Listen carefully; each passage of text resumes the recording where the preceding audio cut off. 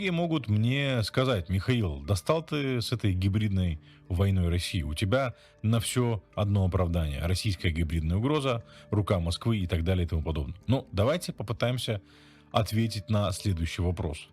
Эти так называемые акции протеста были бы возможны, если бы они не спонсировались и не поддерживались Москвой.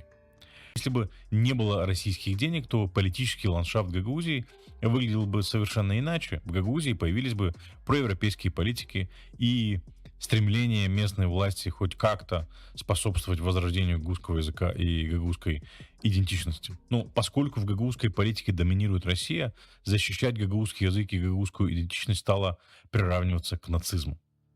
Мы настолько привыкли к российскому влиянию и вмешательству в наши политические дела, что не можем представить себе политическую жизнь в нашей стране без этого вмешательства. Но если представить себе, что было бы, если бы Россия не вмешивалась в наши политические процессы, то вы увидите, что все было бы совершенно иначе.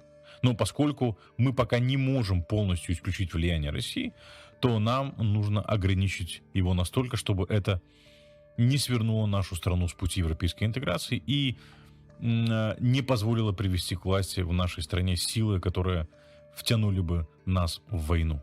Для этого необходимо сохранять бдительность и не поддаваться на явные провокации, устраиваемые российскими прокси, и понимать, что даже маленькие страны могут выигрывать такие войны у больших стран, по примеру того, как Давид победил Голиафа. Тем более, что мы не одни.